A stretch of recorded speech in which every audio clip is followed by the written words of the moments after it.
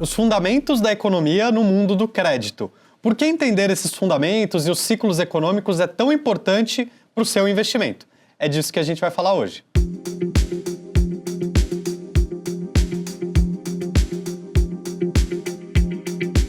Bem-vindos a mais uma conversa de fundos. Hoje uma conversa um pouco mais técnica, envolvendo ciclos econômicos, taxas de juros, que são assuntos que estão muito na mídia ultimamente, né?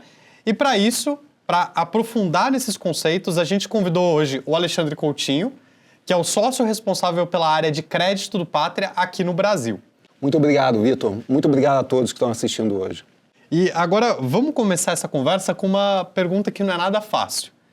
Como eu comentei, as taxas de juros e todo o cenário macroeconômico tem trazido muito ruído para a precificação dos investimentos e até um ruído midiático muito grande. Eu queria que você explicasse para quem está assistindo a gente como que essa dinâmica funciona. Por que o Banco Central simplesmente não baixa a taxa de juros? Por favor, elabore um pouquinho sobre isso. Eu sempre brinco que juros, inflação, câmbio, etc., é uma balança de 50 pratos, né? Se você colocar 1 grão a mais num prato, você desequilibra tudo. E juros é um desses pratos que você tem que equilibrar com muita cautela, né? E por quê, né? Nessa balança que se chama economia, e no caso específico da economia brasileira, você tem um prato que é muito especial, que é o da inflação. E qual é a sensibilidade do prato da inflação? Porque afeta cada cidadão brasileiro, a inflação. E principalmente, ele afeta principalmente os mais pobres, que não tem como compensar o efeito da inflação. E aí o que o Banco Central faz? O Banco Central, ele tenta, infelizmente, ele tem que segurar essa inflação de alguma maneira. E como ele faz? Ele aumenta os juros. Por quê? Quando se aumenta os juros, o dinheiro que está circulando na economia, que está sendo utilizado para consumo de produtos, que está sendo utilizado pelos empresários para fazer investimento das empresas, ele acaba tendo que voltar para o Banco Central ou para as poupanças, para as economias de uma maneira direta ou indireta, e com isso você tira a liquidez do mercado. Quando você tira a liquidez do mercado, as pessoas consomem menos, as pessoas acabam investindo menos nas empresas. E com esse investimento menor nas empresas, a economia se esfria e com isso existe menos pressão para incrementar os preços. Então se reduz a inflação. Então essa que é a dinâmica, a grosso modo, dessa balança inflação e juros. Então acaba sendo, os juros é um remédio amargo contra a inflação, mas talvez seja um dos melhores. Não é o único, mas é um dos melhores e um dos mais fáceis, né? Você pode tomar uma pílula, que é os juros, ou você pode fazer uma cirurgia, que são outras soluções para brigar contra a inflação. Mas, em resumo, é isso. É um conceito técnico e que ele é muito importante na hora que você vai discutir esse tipo de tema, né? Em resumo, quando você sobe os juros, fica mais caro pegar dinheiro emprestado. Então, as pessoas emprestam menos dinheiro, ou emprestam menos dinheiro e pegam emprestado menos dinheiro. Então, tem menos dinheiro na economia no final do dia.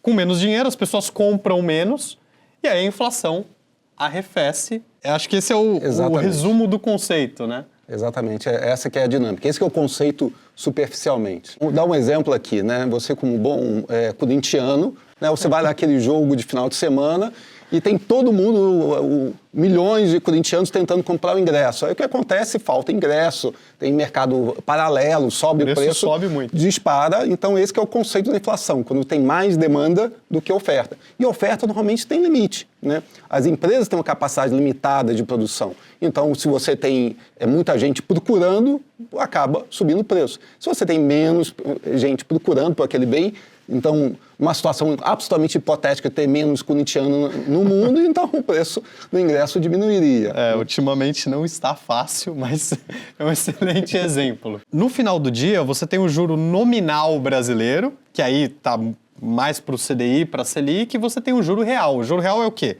É a Selic menos a inflação. Então, quando você vê os títulos IPCA+, do governo, a nossa chamada NTN-B, ela paga hoje seus IPCA mais 6,4%. Isso significa que o juro real brasileiro é 6,4%. O IPCA mais 6,4%, ele deveria dar a mesma coisa do que o nominal do CDI. Isso pode não ser verdade no curto prazo. mas no longo prazo, um investimento IPCA+, um investimento CDI+, realizados no mesmo dia, eles deveriam render mais ou menos a mesma coisa, né? Tem essa tendência dessa conversão, mas sem dúvida há arbitragens, como se fala no mercado financeiro. Então, teoricamente, se você compra um título público, né, e tem 3 tipos básicos de título público: o pré-fixado, o indexado à inflação e o indexado à Selic diretamente. No longo prazo, teoricamente, eles deveriam convergir, deveria ser a mesma coisa. Então, até um conceito simples de eu quero tentar ter uma estimativa de inflação nos próximos 10 anos. Você pega o papel pré, que o governo brasileiro emite, e você compara contra a NTNB, que tem um juros real embutido, e você, pegando a diferença, de uma maneira simplista, está lá a inflação esperada para os próximos 10 anos. Então, é mais ou menos assim que funciona. E, aliás, abre frentes aqui para diversas perguntas, essa dinâmica de NTNB, inflação, etc. Eu costumo achar que, no curtíssimo prazo, o investidor ficar querendo jogar esse jogo, ele pode acabar perdendo valor, né? É um jogo para profissional, né? Essa dinâmica de você acreditar, vou investir na B, eu vou investir na taxa pré, etc. Lógico, tem alguns pontos que acabam sendo mais intuitivos, né? Então, historicamente, por exemplo, a B, ela, quando paga muito alto, naturalmente ela tem uma pressão para pagar menos. Historicamente, a gente tem visto isso. Por quê? Esse esfriamento da economia tem um limite. Você não pode ficar trabalhando com juros real tão alto durante tanto tempo, porque senão o efeito na economia acaba sendo muito delicado. Então, existe uma pressão, existe uma intuição baseada em fatos concretos que, quando o juro real está muito alto, principalmente o real está muito alto, que em algum momento vai reduzir. E quando o juro real decresce, quem investiu na B faz dinheiro. Né? Aqui, só abrindo um parênteses, parece uma conversa de renda fixa, né? Não crédito. Lembrando que o meu chapéu aqui é crédito, mas a gente não consegue deixar trabalhar também com o juro. Né? A gente vai chegar lá. Eu acho que você bateu em um ponto importante, que é a NTNB, que é o Tesouro IPCA+, ou seja, é o papel que você pode investir, você recebe retornos indexados ao IPCA, ela está precificada num nível muito alto quando você pega a média histórica. Ou seja, o juro real brasileiro está muito alto, por diversos motivos. Mas a gente vê que a tendência é que no médio e longo prazo esses juros caia. O investidor que ele acredita que os juros vai cair, ou o investidor que quer se proteger desses movimentos no longo prazo, ele tem oportunidades, agora indo para a sua área, exatamente em crédito. Essa ponte é interessante, né? Como é que funciona essa dinâmica? Tá falando em juro real, em inflação, o que isso tem a ver com crédito, né? Tem muito a ver, porque você acaba criando muita oportunidade. A gente pode ver com um copo meio cheio, ou como um copo meio vazio, a gente vê com um copo realmente meio cheio. E por quê? Teve um período recente, em função da Covid, que o juro real estava muito baixo. Né? E esse juro real muito baixo, naturalmente, o que acontece? Né? E qual foi o objetivo do juro real estar baixo naquele momento? Era incentivar a economia. A economia estava com um risco razoável de se esfriar demais, por um motivo natural, que foi a Covid, então o juro real foi reduzido. Quando há uma redução do juro real, imediatamente a população começa a consumir. E o empresário também começa a fazer investimento. Né? E é o que acontece, começa uma pressão inflacionária. E o que significa essa pressão inflacionária? Então, começa a ter mais demanda do que oferta. As pessoas querem consumir e a capacidade industrial limitada, principalmente porque globalmente a capacidade industrial estava limitada. As pessoas não estavam conseguindo ir nas fábricas para trabalhar ou nas empresas para trabalhar. E, além do mais, elas estavam com consumo, elas não estavam consumindo mais indo diretamente a lojas, indo a cinema, restaurante, viajando. Então, esse recurso que era utilizado no consumo, ele foi direcionado para um outro consumo, então inflacionando esses produtos. Alguns empresários eles perpetualizaram essa dinâmica, falam, não, a economia ela vai continuar assim, o juro real vai continuar baixo, a gente não vai voltar mais no que era no patamar anterior. Só que, infelizmente, esse não é a dinâmica global e não é a dinâmica do Brasil. O Brasil ainda não tem condição de operar com o juro real de 2%. Então, o que aconteceu? Esse empresário acabou sendo um pouco mais agressivo e as pessoas físicas foram mais agressivas no consumo, não esperando que houvesse uma correção em algum momento. E houve essa correção. Só que quando houve essa correção, esses empresários, eles pegaram naquele momento dívidas, esperando que os juros não fossem aumentar como tiveram que aumentar. E aí, quando o juro aumenta, o que acontece? O empresário ele tem que gastar mais. Se ele tem que gastar mais para pagar a despesa financeira, ele começa a ficar numa situação mais delicada. Sobra menos caixa para ele próprio, até como empresário, né? Então, o que aconteceu? Aconteceu que houve um estresse que a gente viu nos últimos anos, só que agora está estável.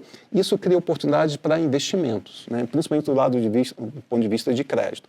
Então, com isso, nesse momento, é um momento excelente, porque a gente pode ajudar esse empresário que ele acabou se endividando mais nos anos anteriores, ele precisa de recurso para refinanciar essa dívida que atualmente ficou cara, e, ao mesmo tempo, com a expectativa de redução de juros, seja no curto prazo, seja no médio prazo, então ele em algum momento ele também vai precisar investir em expansão das fábricas, das plantas, das unidades fabris, etc.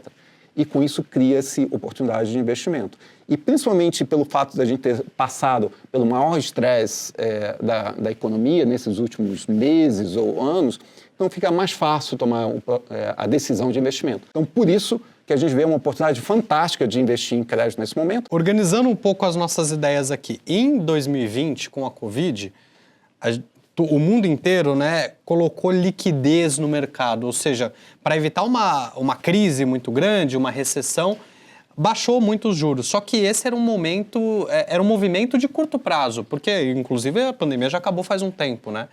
Só que teve empresários e teve empresas que, quando você fala tornaram perpétuo esse movimento, ou seja, participantes da economia que se endividaram porque o crédito estava muito barato, conectando com o que a gente disse lá atrás, né? O juros está muito baixo, então o custo de capital, ou seja, o quanto que eu quero ter de retorno, ele não precisa mais ser tão alto. Se o juros está 2 e você me oferece um retorno de 4, talvez eu faça um investimento. Então, um mercado muito líquido, só que isso se reverteu.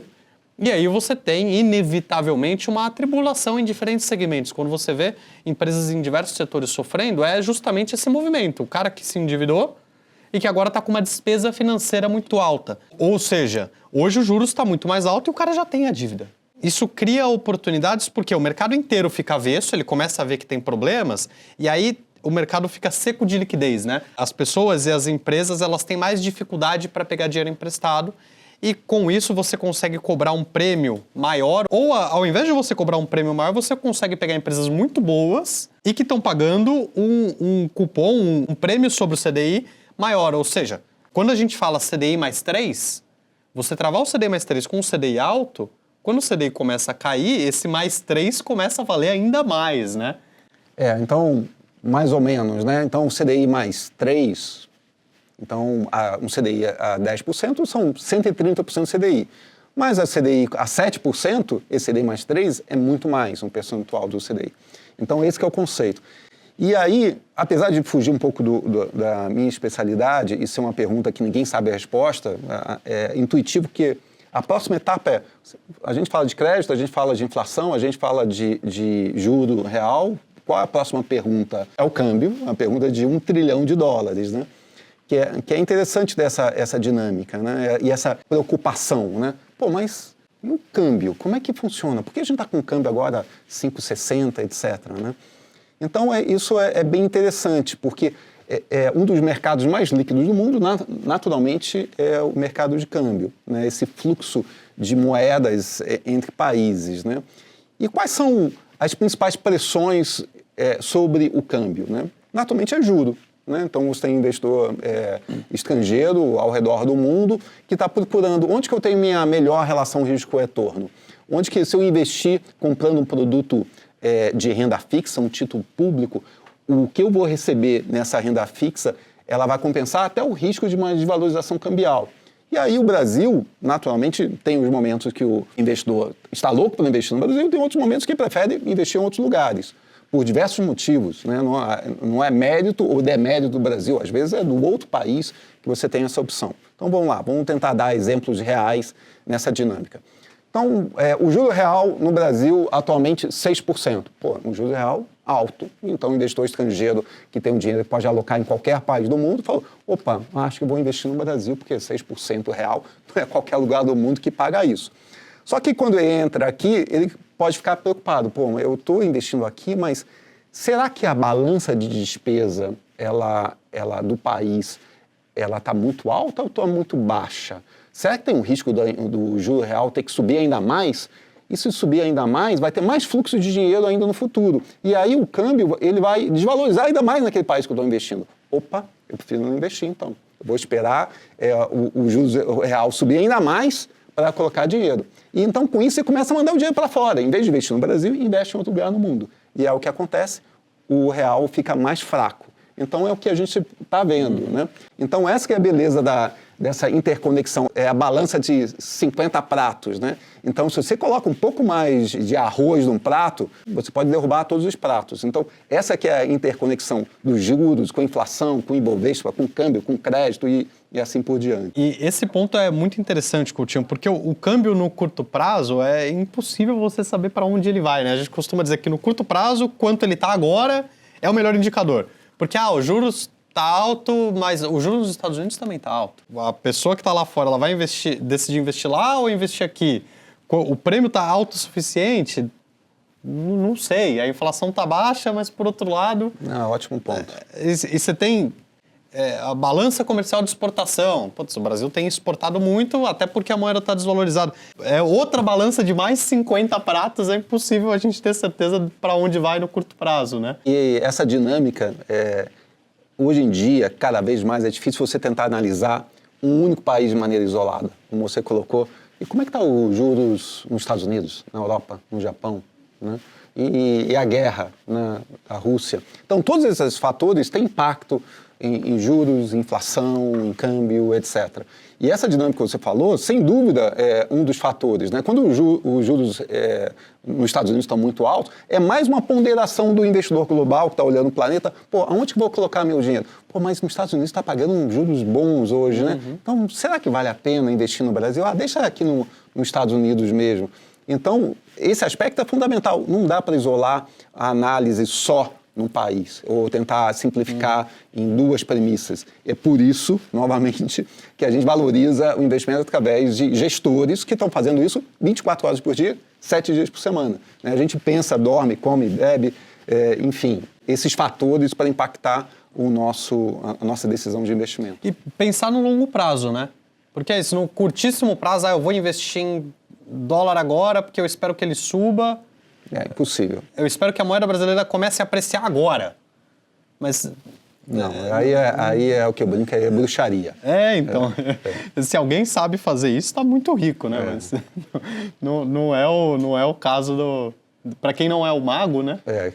Bom, e Coutinho, eu acho que a gente abordou diversos assuntos aqui e eu queria trazer todos esses conceitos do por que a gente acredita que investir em crédito agora pode ser interessante, e eu vou já puxar o gancho para o produto que a gente tem disponível para investimento, que é o crédito 365. Sim, para a pessoa física. Há necessidade de analisar vários aspectos no processo decisório de investir numa empresa XYZ, né? E, novamente, a gente acredita que esse momento é um momento único, porque o CDI está alto, o Selic está alto, os juros estão muito altos. Só que, em algum momento, eles vão reduzir. E aí, novamente, esse momento em que o mercado está um pouquinho mais desafiador é o momento de você poder fazer bons investimentos, você ter maior poder de negociação com a contraparte, escolher os empresários mais competentes, mais responsáveis, com mais histórico, né? E com isso, e também travar um spread compatível. E ser parceiro desse empresário nesse momento, nesse investimento, que ele está precisando de recursos, e acompanhá-lo nos próximos anos. Naturalmente, quando os juros se reduzirem, haverá uma consequência natural. Vai sobrar mais dinheiro nessa empresa que estava sendo utilizado para pagar juros, para amortizar principal, até para o benefício próprio acionista. Então, o fundo 365, que é um fundo no conceito clássico americano de crédito privado, que é um outro tópico que vale a pena comentar, porque às vezes há uma confusão da tradução, né? Crédito privado. Quando você fala private debt nos Estados Unidos, tem um significado. Quando você fala em private debt no Brasil, tem outro. Private debt no Brasil, que é a dívida privada, ele significa investimento em qualquer empresa que não seja uma empresa do governo. Lá fora, não. O private debt significa você conceder empréstimo numa oferta que não seja pública. Você está fazendo quase uma operação bilateral ou então com um sindicato pequeno de investidores. O que a gente faz é o private debt num conceito americano, tipicamente, né? Às vezes a gente participa de operações públicas, mas é menos comum. E nesse caso, tem mais oportunidade ainda. E por que tem mais oportunidade? Porque você estando próximo do empresário, você mitiga risco de crédito, você consegue entender melhor o problema e tenta colaborar de uma maneira melhor do que fazer uma operação pública com dezenas de investidores. A tradução do private debt para o português talvez seja o crédito estruturado. Mas não um crédito estruturado, que aí também pode ter outra conotação, que é um crédito estressado. Ele só é estruturado porque a gente estrutura dentro de casa esse crédito. Ele não é um crédito que você vai poder entrar no seu aplicativo e comprar dívida da Vale, da Petrobras. É um crédito para uma empresa, tipicamente uma empresa que a gente vê que tem algum nível de governança, que é uma companhia que não é uma companhia muito alavancada, não tem muitas dívidas, mas é uma companhia menor, que não acessa o mercado de capitais diretamente, né? E é o DNA do Patria, né? Então, o Patria tem feito essas parcerias do lado do private equity há mais de 3 décadas, né? Então, fazer parcerias com empresários pequenos, médios, e ajudar esse empresário e aglutinar esses empresários numa empresa maior para, eventualmente, fazer um IPO, vender a empresa. E em crédito a gente usa o mesmo conceito e a gente usa a inteligência. É importante destacar que a gente nunca concede crédito para as empresas do private equity, mas a gente utiliza a inteligência deles com o objetivo de fazer os investimentos. E no mesmo conceito. Então, a nossa diligência é muito parecida com a diligência que eles fazem, o acompanhamento muito parecido, a gente modela como eles modelam também, e a proximidade também tem que ser muito parecida. E com isso a gente mitiga o risco de crédito, colabora com esse empresário a atingir esse novo padrão e com isso mitigando o nosso próprio risco de crédito. Então, tipicamente, as nossas operações são as primeiras operações de distribuição não pública para definir o private debt, né, que essa empresa faz para, na sequência, aí sim, essa empresa acessar o mercado de capitais, uma distribuição pública, e com isso esse empresário, que antes era um pequeno empresário, se transforma num empresário grande, significativo. E a gente tem um histórico muito interessante dessas empresas que foram superando e crescendo e fazendo seus IPOs, acessando o mercado de capitais, fazendo aquisições, etc., e fazendo operação de crédito. Então, essa que é a beleza do Fundo 365. É esse tipo de crédito que a gente concede e, com isso, a gente trabalha e se esforça e torna mais fácil minimizar o risco credício e maximizar o retorno. É um papel importante dos agentes financeiros, né? Você aprofundar esse mercado de crédito, pega uma empresa que ela só capta dívida de curtíssimo prazo e alonga esse prazo para ela, dá um custo de dívida menor. Então, é um papel dos agentes financeiros o financial deepening, né? É você amadurecer o mercado financeiro, deixar o crédito mais barato e isso promove o desenvolvimento econômico no final do dia. Então, tá tudo conectado, né? Eu sei que é muita coisa, mas acho que a gente conseguiu, no mínimo, deixar o investidor curioso para saber mais, né? É complexo, mas, novamente, é por isso que tem que ter o gestor especialista de crédito, o especialista em ações, o hedge fund e assim por diante. E esse é nosso chapéu, né, de crédito, nesse tópico que a gente é apaixonado. Mas, novamente, não é possível analisar o crédito puro sem analisar o ambiente macroeconômico do país, até no ambiente macroeconômico global, para mitigar o risco de crédito. Né? E no crédito 365, a gente, claro, investe em companhias e em estruturas de securitização. A gente não faz todo esse play, todo esse jogo de juros, né? A gente investe em crédito estruturado e a gente acredita que a relação risco-retorno ela está adequada. O fundo entregou nos últimos 12 meses CDI mais 3,3, Acredito que é uma porta de entrada interessante para o crédito mais estruturado e menos líquido, né? E esse retorno é absolutamente em linha. Do momento que a gente lançou o fundo, a gente estava falando que era essa a expectativa, e a gente trabalha para mitigar, minimizar a volatilidade e, ao mesmo tempo, maximizar o retorno, tendo algumas surpresas positivas ao longo do caminho. Né? Mas, novamente, performance passada não representa performance futura, e a gente trabalha todo dia. Aqui no rodapé. Isso aí, para haver questionamento. Né? Muito obrigado, Coutinho. Acho que a conversa ela foi muito interessante, a gente bateu em um monte de pontos que nos outros vídeos a gente sempre trava nele, né? Ah, não, vai ficar complexo demais, vamos voltar. Acho que essa é a conversa para entrar e tentar aprofundar um pouco no conceito. Deixamos vários ganchos para novas conversas, faremos todas elas no futuro. E até uma sugestão, eu acho que um tópico que você comentou rapidamente, que eu acho que vale a pena se gastar bastante tempo, é securitização. O que é securitização?